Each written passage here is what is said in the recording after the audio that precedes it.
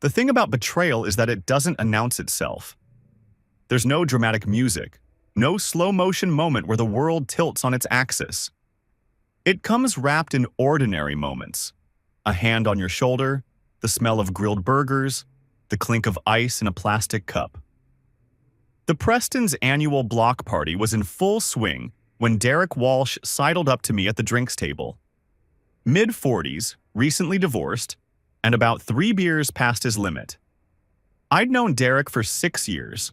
Decent enough guy, worked in pharmaceutical sales, had a habit of talking too loud when he drank. "Nathan, my man," he said, throwing his arm around my shoulder. His breath was warm and hoppy against my ear. "You know what? You're a real saint for forgiving her. I couldn't have done it. Not after everything." I was mid-pour on a gin and tonic. The bottle hovered over the cup. Forgiven her for what? The color drained from Derek's face so fast I thought he might pass out. His arm slid off my shoulder like I'd suddenly become radioactive. It was a joke, forget it. He was already backing away, his eyes darting around the yard like a cornered animal looking for an exit. "Forget I said anything, okay?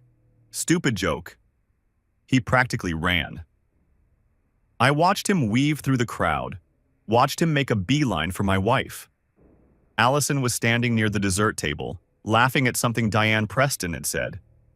She looked beautiful in a sundress I didn't remember buying, her hair loose around her shoulders the way I'd always loved it. Derek grabbed her elbow, leaned in close, whispered something urgent. I saw her body stiffen, saw her head snap toward me. Our eyes met across 30 feet of suburban paradise, the string lights, the kids running with sparklers, the neighbors chatting about property values and school districts. Her face didn't show confusion. It didn't show, "What is that drunk idiot talking about?" It showed fear, and in that single moment, standing there with gin dripping over my fingers, I understood 2 things with absolute clarity. My wife had a secret, and everyone at this party knew it except me. I set down the bottle, wiped my hand on my khakis, watched Derek and Allison have a brief, intense conversation that ended with her touching his arm in what I now recognized as a plea for silence. Then she glanced at me again, manufactured a smile, and started walking over. "Hey, honey," she kissed my cheek, the same kiss she'd given me for 14 years. "Derek's really had too much tonight. I think Lisa's going to have to drive him home." "What did he mean?" "What?" "About forgiving you." "What did he mean?" She laughed. It was almost convincing. "You know Derek. He's been weird since the divorce. I think he's projecting his own marriage issues onto everyone else's." I let it hang there. Didn't push, didn't argue. Just watched her face while she spun a lie as casually as breathing. "Should we head out?" she asked. "I'm pretty tired." "Sure." We said our goodbyes. I shook hands, kissed cheeks, promised to have people over soon. The whole time I cataloged every interaction differently. The way Diane Preston held my hand a beat too long. The way Tom Richardson clapped my shoulder with a bit too much sympathy. The way Grant Ellis, my best friend of 15 years, wouldn't quite meet my eyes when we hugged goodbye. They all knew. Every single one of them. The drive home was 7 minutes of silence thick enough to choke on. I kept my eyes on the road, my hands steady at 10 and 2. Allison sat rigid in the passenger seat, her phone clutched in her lap like a lifeline. "So," I said, my voice impressively casual, "what was Derek going on about?" "Derek's drunk." The words came too fast, too smooth. "He's been weird since his divorce. You know how he gets." I nodded slowly. "Right. The divorce." She had the excuse loaded and ready, pre-chambered, waiting. I pulled into our driveway, killed the engine, and sat there for a moment looking at the house we'd bought together 12 years ago. Colonial revival, 4 bedrooms, 2-car garage, the American dream in brick and mortar. The house where we'd brought Ethan home from the hospital. The house where I'd built the deck, painted the nursery, installed the crown molding she'd wanted in the dining room. "Coming in?" Allison asked, already opening her door. "In a minute." I watched her walk inside, watched the kitchen light flick on, and I sat there in the dark, running an inventory I should have taken months ago. Sleep didn't come that night. I lay on my side of the bed, we'd developed sides somewhere along the way, hadn't we? And cataloged the last 18 months of my marriage like an architect reviewing blueprints for structural failure. The work trips that started appearing on her calendar. Minneapolis, Atlanta, Chicago. She'd never traveled this much before. Marketing directors traveled, sure, but she'd been in her position for 8 years and suddenly needed to attend twice as many conferences. The gym membership. Allison had always said she hated gyms. Sweating in public surrounded by strangers. Gross, were her exact words. But suddenly she was going 4 times a week. Coming home flushed and energized and heading straight for the shower. I'd complimented her on her dedication. She'd smiled and said she was doing it for herself. The phone. God, the phone. It went everywhere now. To the bathroom. To bed. Face down on every surface, screen locked with a passcode she'd never needed before. When I asked about it once, she'd said there was sensitive work information, and her company had new security protocols. I believed her because why wouldn't I? The intimacy patterns. She'd stopped reaching for me around the time the trip started. Then, 4 months later, she became enthusiastic again, almost performative, trying new things, initiating when she never had before. I'd thought maybe we were reconnecting. Maybe the dry spell was over. Now I wondered if guilt had a particular rhythm. And then there was Christmas. My mother, her hand on my arm, that soft look in her eyes. "I'm proud of how you're handling things, honey." I'd assumed she meant work. The Harrison project had been brutal. 80-hour weeks, a client who kept changing specifications, a deadline that felt like a gun to my head. But my mother hadn't asked about work that day. "Handling what things, Mom?" She'd patted my cheek. "You're a good man, Nathan. Remember that." My mother knew. My own mother knew something about my marriage that I didn't. I turned over and looked at Allison's sleeping form. She was facing away from me, her breathing steady and peaceful. Who were you, I thought, while I was falling asleep next to a stranger? 3 days later, I met Grant Ellis for our regular Thursday racquetball game. Grant had been my best friend for 15 years. We'd met at a young professionals mixer back when we were both hungry 20-somethings, trying to make it in Charlotte. He'd been wearing a terrible tie and complaining about his new position at Merrill Lynch. I'd been fresh out of architecture school and intimidated by everyone in the room. We'd bonded over our mutual discomfort and ended up closing the bar down. Over the years, Grant became the brother I never had. He'd become a successful financial advisor, I'd become an architect, and somewhere along the way we'd become the kind of friends who knew each other's ATM pins and had standing permission to walk into each other's houses unannounced. I'd been the best man at his wedding. He'd been at the hospital when Ethan was born. We played hard for 40 minutes, then sat on the bench catching our breath. The court echoed with the sounds of other games, rubber squeaking on hardwood. "Hey," I said, wiping sweat from my forehead. "Weird thing happened at the Preston's party." Grant took a long pull from his water bottle. "Yeah?" Derek Walsh came up to me, said something about forgiving Allison, asked what he meant, and he practically ran away. The pause was a beat too long. I watched Grant's profile, watched the micro-expressions flicker across his face like a stock ticker. The slight tightening around his eyes. The way his jaw set before relaxing into forced casualness. "Derek says stupid stuff when he drinks," Grant said finally. "You know how he is." "What did he mean, though?" Grant stood up, grabbed his racket.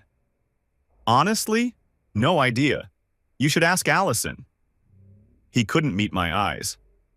I'd seen Grant lie before, to to clients who asked if their portfolios were performing well during market crashes, to his mother about why he couldn't make it to Easter dinner. Grant was a decent liar when he needed to be, but not to me. Never to me. Until now. "Ready for another game?" he asked, already walking toward the court. I followed him. But something had shifted. The ground beneath my feet wasn't quite solid anymore. Saturday morning, Ethan's soccer game at the rec complex. I'd been helping coach his team for 3 years. Nothing official, just running drills, being present. Ethan was 12 now, all gangly limbs and sudden mood swings, but he still lit up when he scored a goal and looked to the sidelines to make sure I'd seen it. His smile in those moments was everything I'd ever wanted from fatherhood. I stationed myself near the other parents, coffee in hand, and paid attention in a way I never had before. Sarah and Michelle, two of the team moms, were chatting near the bleachers. Nice enough women. We'd been to dinner parties together, exchanged Christmas cards, endured dozens of these Saturday morning games in each other's company. I approached casually and they stopped talking mid-sentence. The silence was sudden and awkward. "Morning," I said. "Beautiful day for a game." "Beautiful," Sarah agreed, her smile too bright. "How are you, Nathan? How are things?"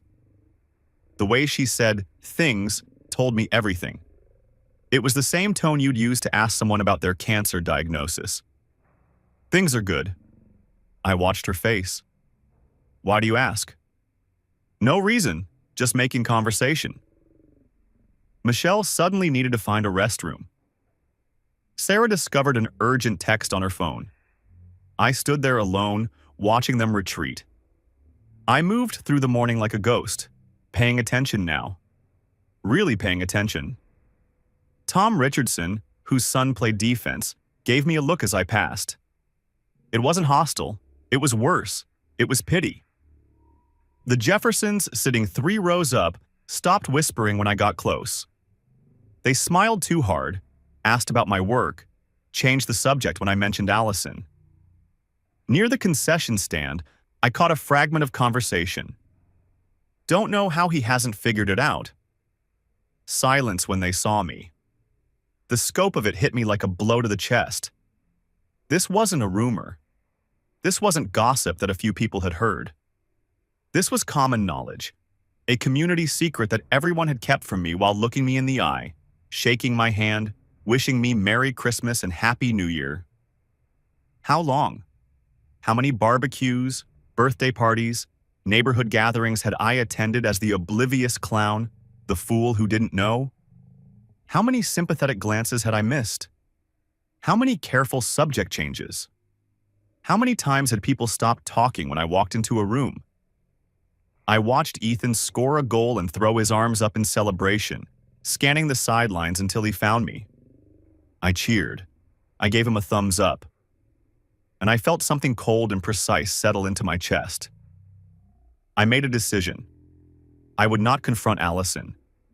Not yet. Not until I knew everything.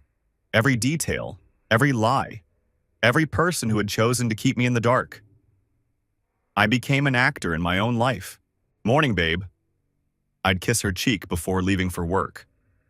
"How was your day?" I'd ask over dinner, genuinely interested in her answers. "You look tired. Everything okay at the office?" The concerned husband routine, perfected over 2 weeks of practice. She bought it completely. Why wouldn't she?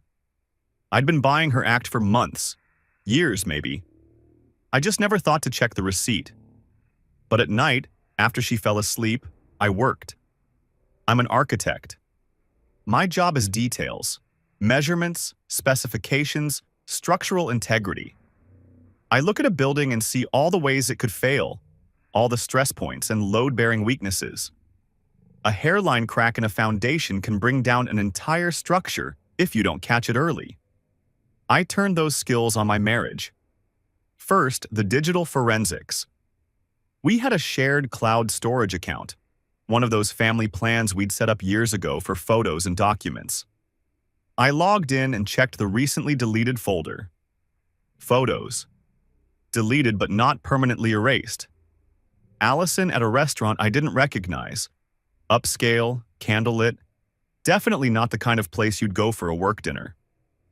She was smiling at whoever held the camera, her face soft in a way I hadn't seen in months. Most of the photos were carefully cropped. But one wasn't. A man's hand on the table. A wedding ring on his finger. The other man was married too. I sat back in my chair, the blue light of the screen harsh in the dark room. I'd expected it, but expecting and knowing are different animals entirely. Suspecting your wife is unfaithful is an abstract wound. Seeing photographic evidence turns it concrete, permanent, real. Next, the credit card statements. I pulled up 18 months of records and started cross-referencing. There. A hotel charge in Atlanta. The same week she'd claimed to have client meetings. A Hilton downtown, $245 a night. Why would she need a hotel if she was in meetings all day and flying home at night? She'd said she was staying with her college friend Rachel. I checked the next trip. Chicago. Another hotel. Another night she'd supposedly spent at a conference with no overnight accommodations. The week after that, Nashville. She'd told me she was visiting her sister. Her sister lived in Nashville. But there was a charge at the Hermitage Hotel for 2 nights at $300 a night. Why would she need a hotel when her sister had a guest room? I created a spreadsheet. Dates, locations, expenses, her stated reasons for traveling. Column by column, the lies stacked up like bricks. 2 weeks in, I approached Diane Preston. I debated who to go to. Derek was too obvious. He'd already slipped up once and he'd tell Allison immediately. Grant was out for reasons I was only beginning to understand. But Diane Preston was different.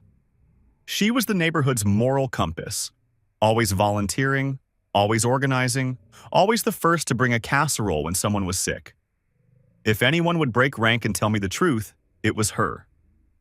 She was at her community garden plot on a Tuesday afternoon, kneeling in the dirt, carefully transplanting tomato seedlings. The community garden was her sanctuary. 20 raised beds behind the recreation center where she grew vegetables for the local food bank. Nathan. She looked up, surprised. Dirt smudged her gardening gloves. What brings you out here? I need you to tell me the truth. I crouched down to her level, kept my voice low.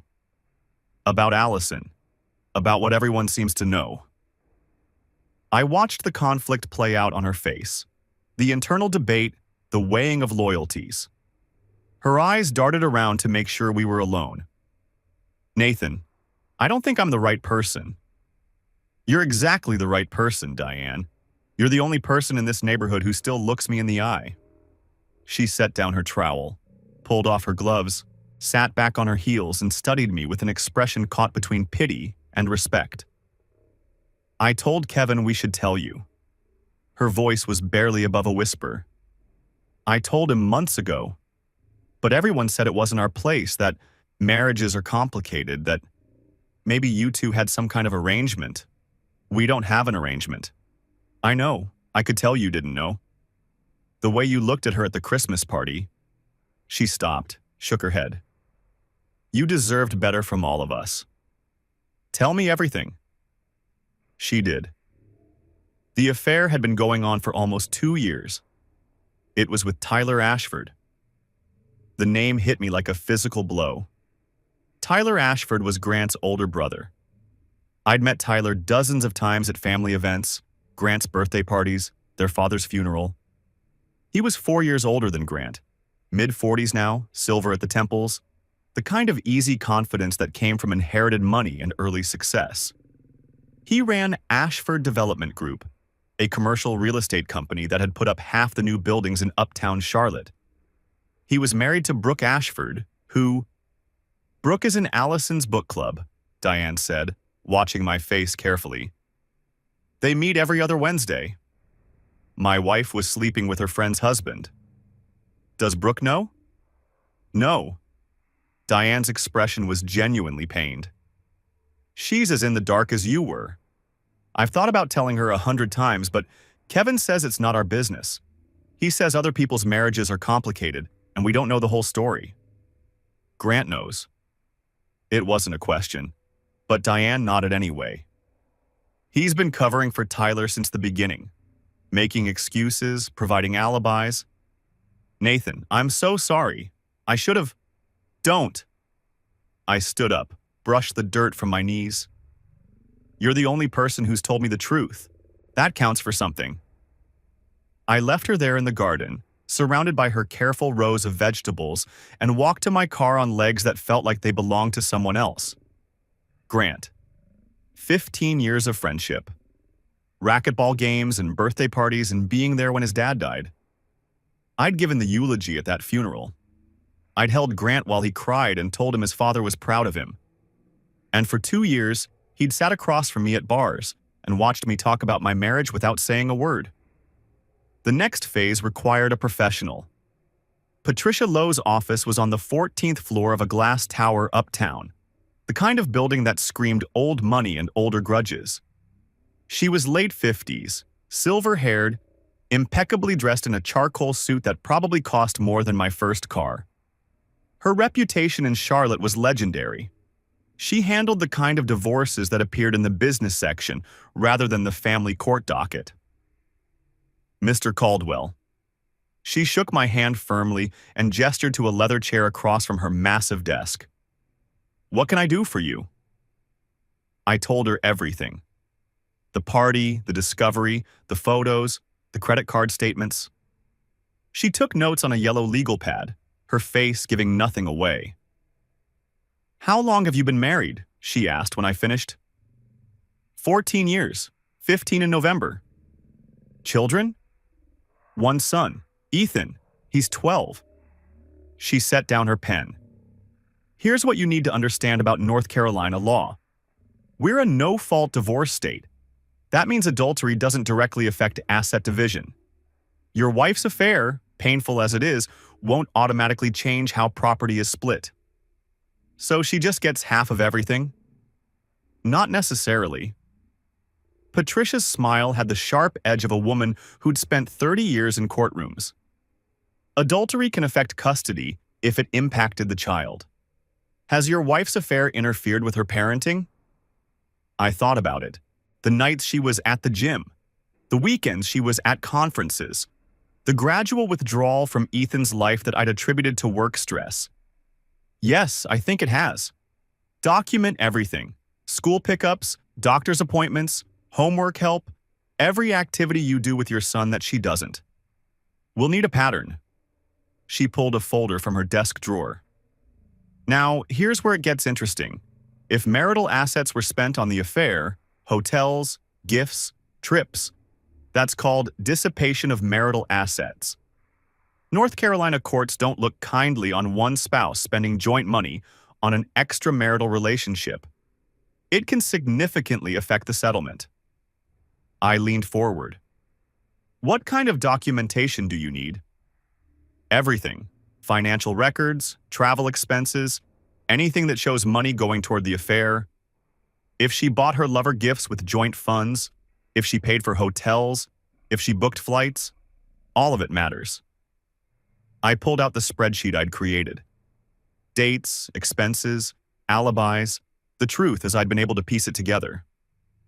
Patricia's eyebrows rose as she reviewed it. You've been thorough. I'm an architect. Details are what I do. Good. She set the spreadsheet down. One more thing. If you want favorable custody terms, we need to document your role as primary caregiver. Courts default to maintaining the status quo for children. If you've been the primary parent in practice, that helps enormously. I've been doing most of the parenting for the past year, maybe longer. Start keeping a log, dates, times, activities. Don't make it obsessive, just routine documentation, pickups, drop-offs, meals, homework, everything. She leaned forward. Here's the thing about custody cases, Nathan. Judges want to see patterns. They want evidence of investment, A father who shows up for every soccer game, every parent-teacher conference, every scraped knee. That's powerful. I didn't do any of that thinking about a custody battle.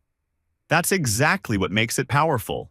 You did it because you wanted to, because you're a good father. She smiled, and for the first time it seemed warm rather than professional. The courts will see that. I left her office with a folder full of documents and a weight that was somehow lighter than when I'd walked in. For the first time since Derek's slip at the party, I felt like I had a path forward. Not just emotionally, legally, strategically.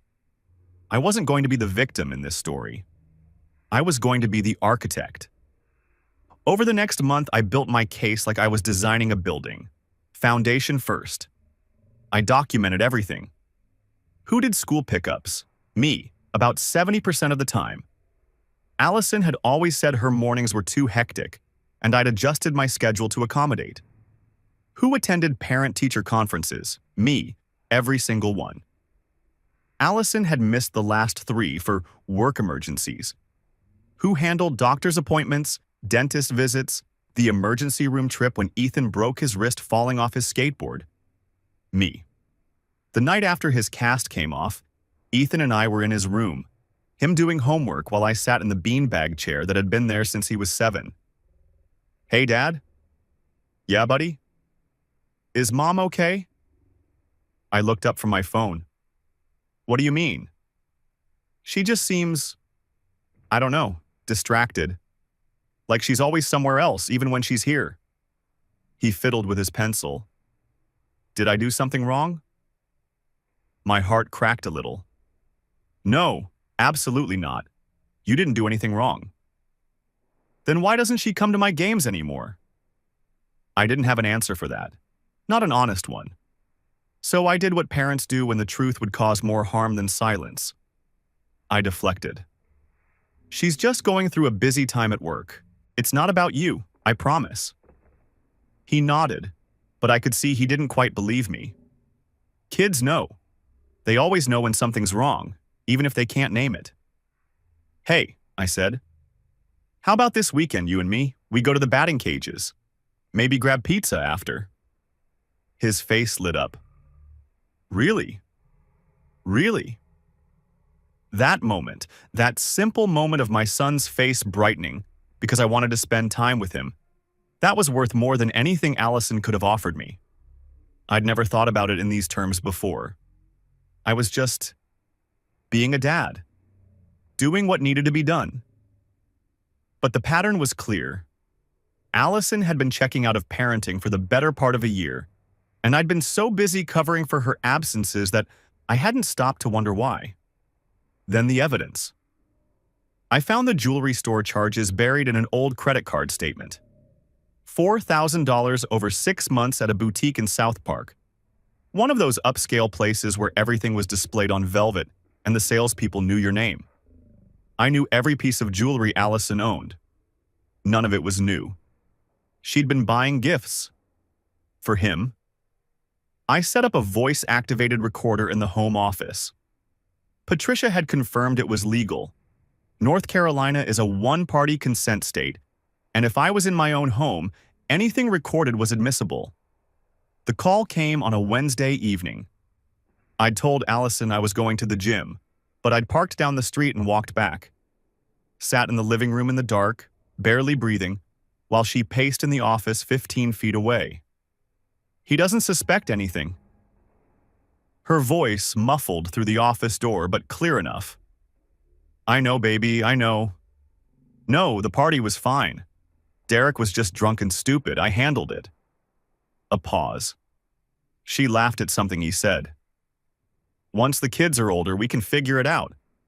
I know, I want that too. No, Brooke won't find out. She never goes through your stuff. She's too trusting. Another pause. Her voice dropped lower. I miss you. I hate pretending. Soon, okay? I promise. We just have to be patient. The kids. Not once Ethan is older. The kids. She was already thinking about Tyler's children and her future. I listened to the whole conversation. 37 minutes of casual intimacy, comfortable rhythm, two people who had done this many times. The way she laughed at his jokes, the way she said his name, the way she sounded happier talking to him than she had talking to me in months. I walked back to my car and sat there for a long time, staring at nothing. The Ashford development project came up 2 weeks later. My firm, Carter & Associates, had been pursuing a major mixed-use development downtown, a $40 million contract for a retail and residential complex that would transform 3 city blocks. We'd been competing against 2 other firms for 6 months, refining our proposals, working weekends to perfect our presentation. The developer was Ashford Development Group. I'd known this in the abstract. Tyler's company was one of the biggest players in Charlotte real estate, but it hadn't fully registered until William Carter, our senior partner, pulled me into his office. "Nathan, I want you to lead the presentation next week." "The Ashford presentation?" "You're our best. This is the biggest contract we've chased in 5 years. I need your A-game." I thought about Tyler Ashford. His handshake, his smile, his comfortable assumption that no one would ever call him to account. "I'm in," I said. The conference room was all glass and chrome, the kind of space designed to make you feel like money was being made just by sitting there. Tyler sat at the head of the table, flanked by his development team. 5 people in expensive suits hanging on his every word. He was everything I expected. Confident, charming, silver at the temples in a way that read distinguished rather than aging. The kind of man who'd never heard the word no, and probably wouldn't recognize it if he did. "Nathan." He stood to shake my hand. His grip was firm, practiced. "Great to finally work together. Allison's told me a lot about you." "I bet she has." "All good things, I hope?" I matched his smile watt for watt. 2 professionals playing a game only one of us knew we were playing. "I've heard great things about your work too. The Riverside project was impressive." "Thanks. That one was a labor of love." I wondered if he used the same phrase with my wife. The presentation went flawlessly. I walked them through our design, fielded questions, handled concerns with the confidence of a man who'd been doing this for 15 years. I showed them the pedestrian corridors, the green spaces, the way natural light would flood the central atrium. Tyler nodded along, asked smart questions, made notes on his legal pad. When I finished, there was a moment of silence. Then Tyler stood and began to clap, slowly, the others joining in. "Excellent work. Truly excellent." He shook my hand again. "I think we're going to have a great partnership." He leaned in slightly, confidential. "We should grab dinner sometime. Our wives keep saying we should all get together. You know how they are. Our wives. Like they were interchangeable. Like they belong to us." "That sounds great." I didn't blink. "Let's plan something." The self-control required was immense. Every fiber of my being wanted to put my fist through his perfect teeth. But I held. 2 days later, William called me into his office again, grinning like a kid on Christmas. "We got it. The Ashford contract is ours." Tyler and I would be working together for the next 18 months. He thought he'd won. He had no idea he'd just walked into a trap. The months that followed were an exercise in controlled demolition. I built trust with Tyler. Lunches at upscale restaurants where he picked up the check. Site visits where we walked the lot and talked about vision and legacy. Long meetings where he talked about his business, his plans, his frustrations. He let his guard down around me the way people do when they think they have nothing to fear. "The financing has been tricky," he admitted over drinks one evening. We were at a whiskey bar downtown, the kind of place where the bartender knew everyone's name and the bottles cost more than dinner. "We're leveraged pretty heavy on this one. Took on more debt than I'd like to fund the acquisition." "But you've got solid backers, right?" Tyler swirled his whiskey. "My father-in-law's been patient, but patience has limits, you know. He put in a lot of the seed money when I started the company. Family investment. Brooke's family money is in the business? Silent partner, he shrugged. It's complicated, but if this project comes in on time and on budget, everything opens up. We'll be able to move on 3 more developments by next year. This is the one that takes us to the next level. I filed that away. Tyler's company was leveraged. His father-in-law's investment was keeping him afloat. If that investment disappeared, the whole house of cards would collapse. Must be stressful, I said, keeping my voice sympathetic. Having that kind of pressure. You have no idea. Tyler finished his whiskey, signaled for another. Brooke doesn't really understand it. She grew up with money. She doesn't get what it's like to lie awake at night worrying about payroll, about loans, about whether one bad quarter could wipe out everything you've built. Sounds lonely. It is. He looked at me with something like gratitude. It's nice having someone who gets it, you know? Allison. He caught himself, cleared his throat. I mean, business stuff. It's hard to talk about with people who aren't in it. I almost felt sorry for him. Almost. Then I remembered him saying, our wives, like they were interchangeable accessories, and the feeling passed. Well, I said, clinking my glass against his, here's to the project keeping us both out of that kind of trouble. I'll drink to that. 3 weeks later, I was at the site with Tyler when he took a call. He stepped away, but not far enough. I caught fragments. Told you not to call me here. I know, I miss you too. No, Brooke's at her mother's this weekend. I can get away tomorrow night. He hung up, turned back to me with a smile that didn't quite reach his eyes. Sorry about that. Client issue. No problem, I said. Happens to all of us. I continued the racquetball games with Grant. Every Thursday, same as always. But now I watched him the way you watch a stranger. Allison and I have been talking about renewing our vows, I mentioned casually after a game, toweling off sweat. For our 15th anniversary. Grant fumbled his water bottle. Just for a moment, but I saw it. That sounds nice, he managed. Really nice. Yeah, things have been great between us lately. I feel like we're more connected than we've been in years. Grant couldn't meet my eyes. He stared at the floor, at his shoes, anywhere but at me. I'm happy for you, man, he said. You two deserve it. The lie was so obvious it was almost insulting. 15 years of friendship, and he couldn't even pretend convincingly anymore. I wrestled with Brooke. Not literally, metaphorically, ethically. Did I tell her? When did I tell her? How? She was innocent in this.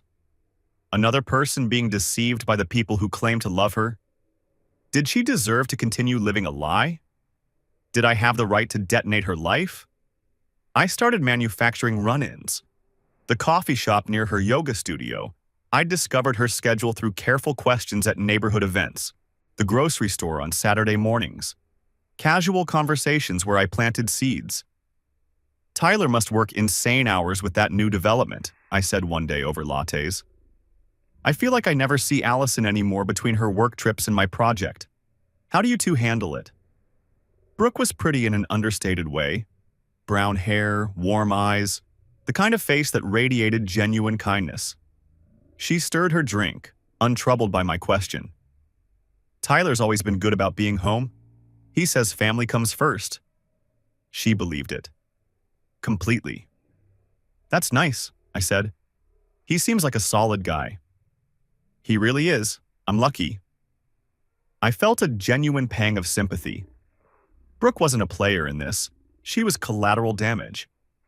A woman living a lie she hadn't chosen, surrounded by people who had decided she didn't deserve the truth. I would tell her. But timing mattered. The neighborhood charity gala was scheduled for June. Black tie, silent auction, the whole social circle dressed to impress at the Quail Hollow Country Club. Both couples would be there. Grant and his wife, the Prestons, everyone who had watched my humiliation unfold and said nothing. 2 days before the event, I called Patricia. File the papers. Are you sure? Her voice was careful. Once we serve her, you can't unring that bell. The element of surprise will be gone. I'm sure. And you want her served at work? Yes. At her office, on Thursday. Allison was served at her office at 2:47 p.m. on a Thursday. I know because I was watching the clock when her call came through. Nathan. Her voice was shaking. Nathan, what is this? What are you doing? I'll be home at 6. We can talk then. I hung up. She was waiting in the kitchen when I walked in. Her eyes were red, mascara smeared, the divorce papers spread across the table like evidence at a crime scene. For one brief moment, I felt something like pity. Then I remembered every lie. Every night she'd come home smelling like cologne that wasn't mine and pretended she'd been at the gym. Every time she'd kissed me goodbye and driven straight to a hotel. Every moment I'd spent as the fool in a play everyone else knew the ending to. The pity evaporated. Nathan, we can work through this. She moved toward me, hands outstretched, face crumbling. It didn't mean anything. Don't. My voice was ice, cold enough to freeze both of us where we stood. Don't lie to me anymore. I know about Tyler. I know it's been 2 years. I know about the hotels, the jewelry you bought him with our money, the trips you took while pretending to be at work conferences. I know what you said on the phone about when the kids are older. I know everything. She stared at me. I watched her cycle through options, deny harder, get angry, try tears, before settling on the last resort. How long have you known? Long enough? Nathan, She was crying now, real tears streaking through her makeup. I never meant for this to happen. It was a mistake, A mistake happens once. I stepped back, putting distance between us. You slept with him for 2 years. You spent our money on hotels for 2 years. You lied to my face every single day for 2 years. That's not a mistake. That's a decision. Thousands of decisions. She sat down heavily at the kitchen table, staring at the divorce papers like they might spontaneously combust. Does he know? Tyler? Not yet.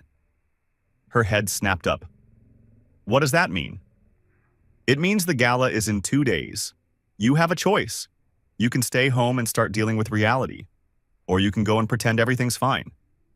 But I'm going, and I'm done pretending.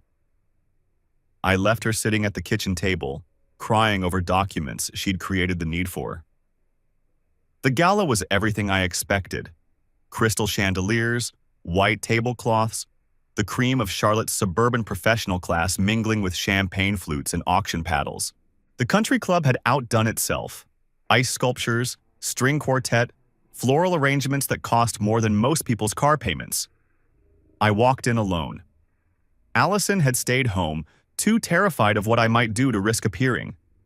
She should have been terrified. I moved through the crowd, accepting condolences I hadn't asked for, reading the room like a blueprint. Word had spread, as it does. The divorce filing was public record and someone had noticed. Whispers followed me like perfume. Nathan, how are you holding up? Tom Richardson cornered me near the champagne fountain, his wife hovering anxiously nearby. Fine, Tom. Thanks for asking. If there's anything we can do, there isn't, but I appreciate the offer. His wife pulled him away with a pointed look. I watched them huddle with another couple, heads together, glancing back at me. The social ecosystem was already recalibrating, deciding who to align with, whose side to take. I spotted Sarah and Michelle from the soccer games. They saw me too, and for a moment I thought they might come over.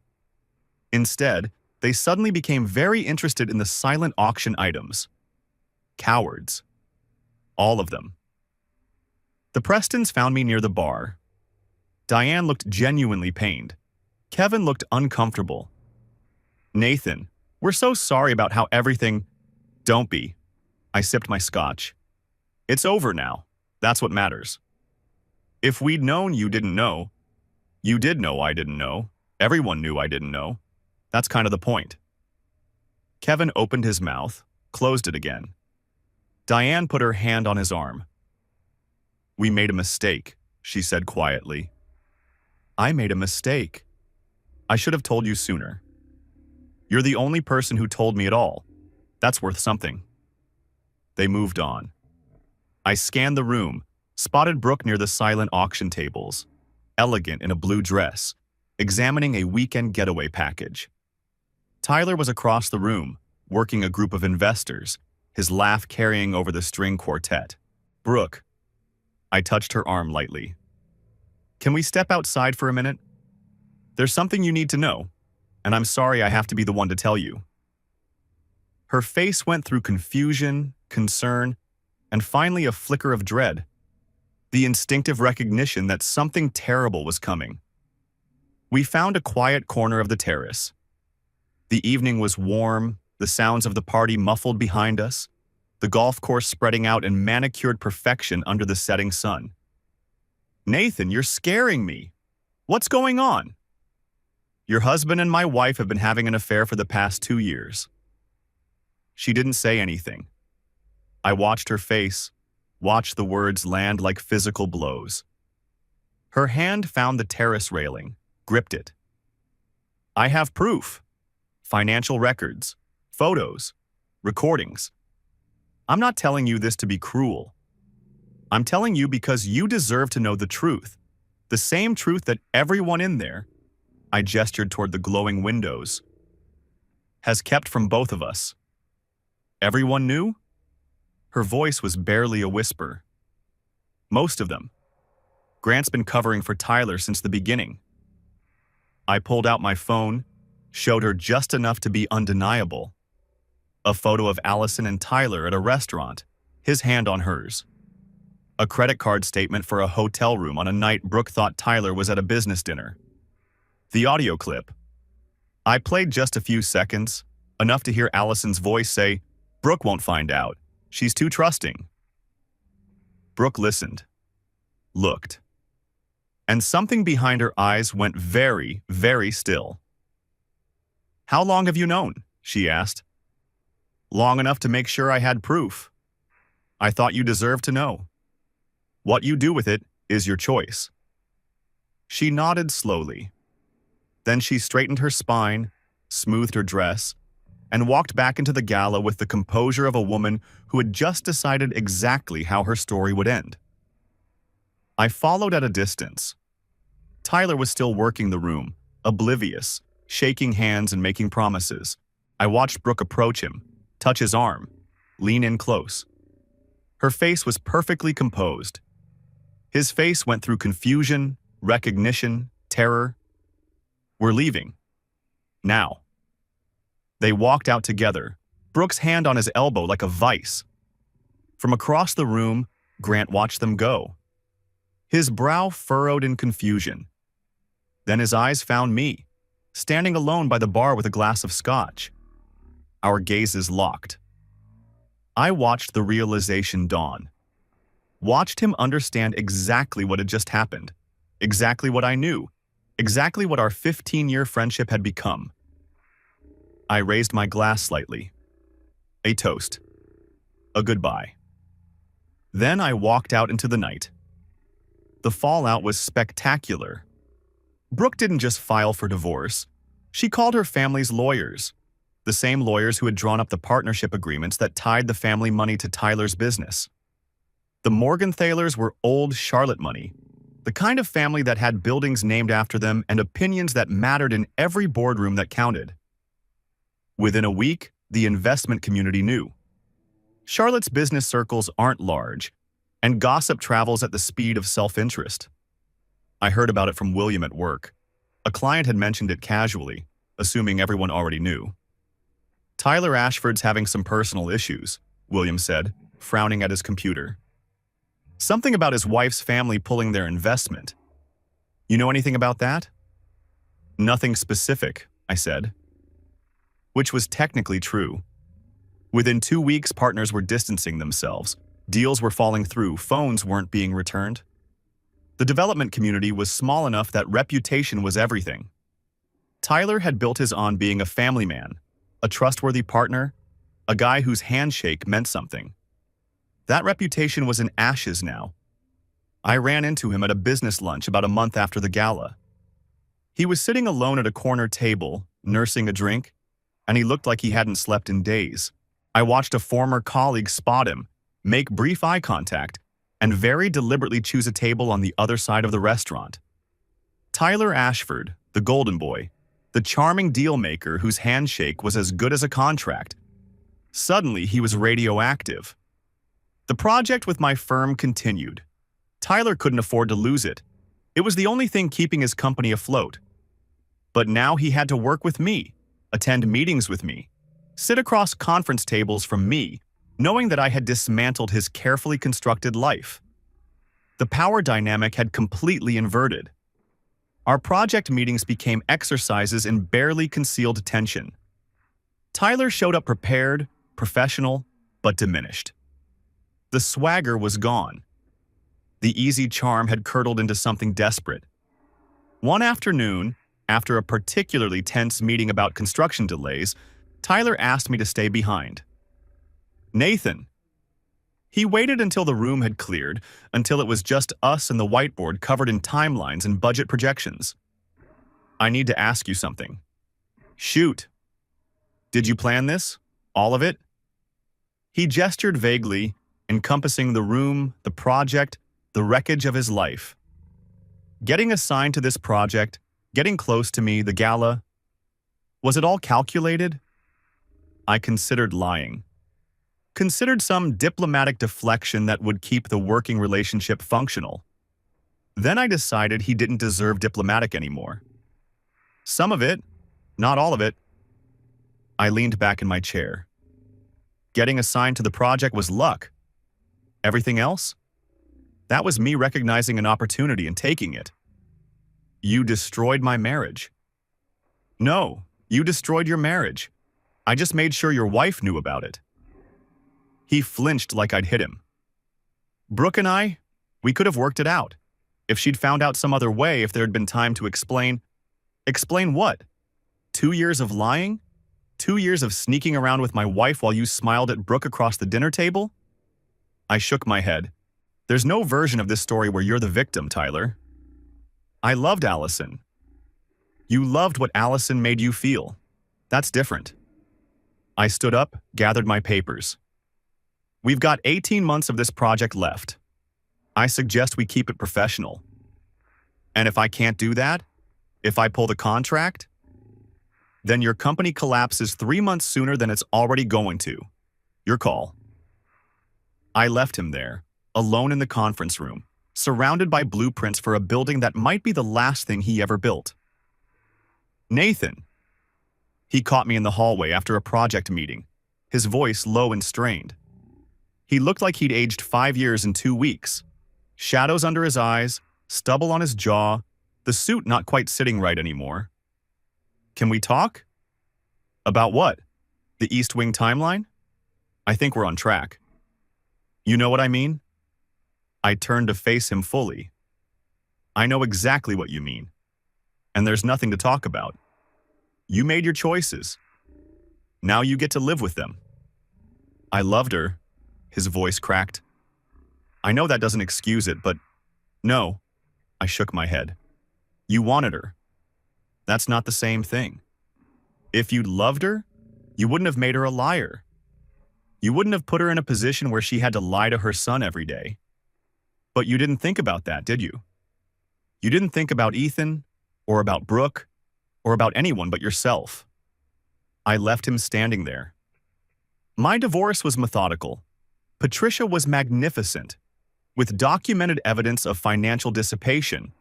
The hotels, the jewelry, the trips funded with marital assets, and a clear record of my role as primary caregiver, the settlement heavily favored me.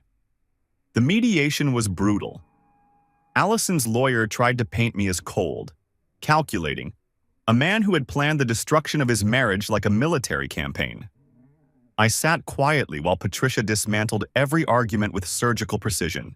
Your client spent approximately $18,000 of marital assets on hotels for extramarital encounters. Patricia said calmly, sliding a spreadsheet across the table. She purchased $4,000 in jewelry that she gave to her affair partner. She took trips under false pretenses, using joint funds. Those expenses were related to work travel. We have credit card statements showing otherwise. We have recordings of Mrs. Caldwell discussing these trips with her affair partner. Patricia smiled. Shall I play them? Allison's lawyer blanched. They hadn't known about the recordings. We're prepared to settle, Patricia continued. Mr. Caldwell keeps the house. Primary custody of Ethan goes to Mr. Caldwell, with standard visitation for Mrs. Caldwell. Retirement accounts are split, minus dissipation offsets. That's not fair? Patricia raised an eyebrow. Your client had an affair for 2 years. She spent marital funds on that affair. She has documented patterns of reduced parental involvement. North Carolina courts take all of these factors seriously. Allison was crying. I felt nothing. I kept the house. Retirement accounts were split, but the dissipation claims offset much of what Allison would have received. Primary custody of Ethan went to me, with standard visitation for Allison.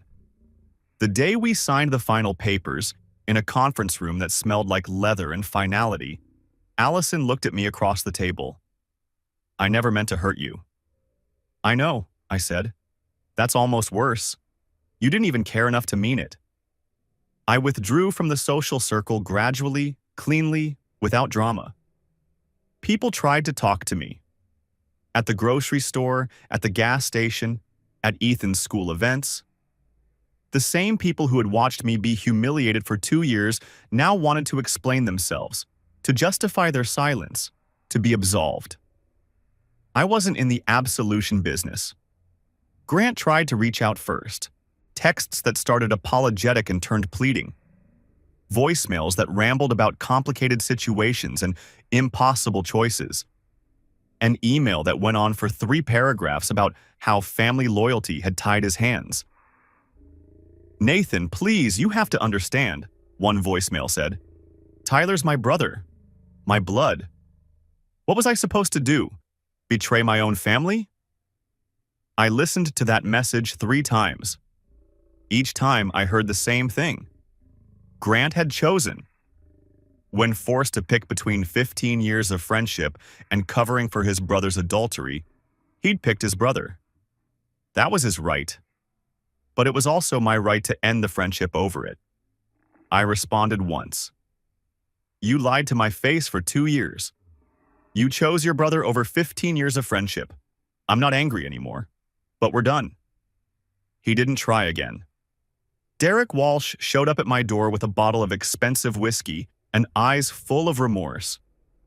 I almost told you that night. I was going to tell you. And then I looked at Allison's face and I chickened out. I know. Can you forgive me? I thought about it. Really thought about it. Derek wasn't a villain. He was just weak. A man who'd stumbled into knowledge he didn't want and made the coward's choice. I understand why you didn't tell me. I do. But every time I look at you, I'll remember that you knew. I'll remember that moment at the party when you could have said more and didn't. That's not your fault exactly, but it's not something I can get past either. He nodded slowly. Fair enough. He left the whiskey. I donated it to a charity auction. 3 months after the divorce was final, Allison came to see me. She looked different. Thinner, tired, the polish worn away. She and Tyler had gone public, but the fairy tale wasn't playing out the way she'd imagined. Turns out, relationships born in secrecy and fantasy don't always survive in daylight. Tyler's having financial problems, she said, perched on the edge of the couch that now belonged entirely to me. His wife's family is pulling their investment. He might lose the company. Why are you telling me this? Because if his company fails, the project fails. Your firm loses the contract. I almost laughed. Almost. So you're asking me to help Tyler, to save his business? I leaned forward. For you. She had the grace to look ashamed. I know I don't have any right to ask. You don't. But I'm asking anyway, not for me, for him. I stood up, walked to the window, looked out at the street where we'd lived as a family for 12 years. The house across the street had new owners now. Young couple, baby on the way. Fresh start, clean slate. I'm not going to sabotage the project, I said finally. That would hurt too many people who had nothing to do with this. But I'm not going to save Tyler either. He made his choices. So did you. And I'm done cleaning up your messes. She left without another word. Tyler's company survived. Barely. He found other investors, restructured the debt, limped across the finish line on our project. But his reputation was permanently damaged. The Golden Boy was tarnished now, whispered about at industry events, passed over for deals he would have landed easily 2 years ago. He and Allison stayed together. At least they were together last I heard. But the relationship didn't fare as well in the harsh light of reality. Financial stress, custody complications, the constant awareness that each had proven capable of fundamental betrayal. I didn't follow their story closely. I had my own to write. A year later, I was at a dinner party. New friends, people from work, people I'd met in the months since my life fell apart and came back together. The conversation turned to relationships, to second chances, to the strange paths life takes. Someone mentioned they'd heard about what happened with my marriage. I'm sorry you went through that. I spent 2 years being lied to, I said. Everyone I knew participated in that lie, either through action or silence. The only thing I could control was how I responded. I chose to respond on my terms, at a time of my choosing, in a way that protected what mattered most to me, my son and my self-respect. That's remarkably level-headed. It wasn't at first. At first I wanted to burn everything down, but I'm an architect. I build things. Even when I'm tearing something down, I do it with precision. Later that night, I drove home, to a house that was mine, to a life that was mine, to a future I was building myself. The last to know. First, to decide how it ended. The end.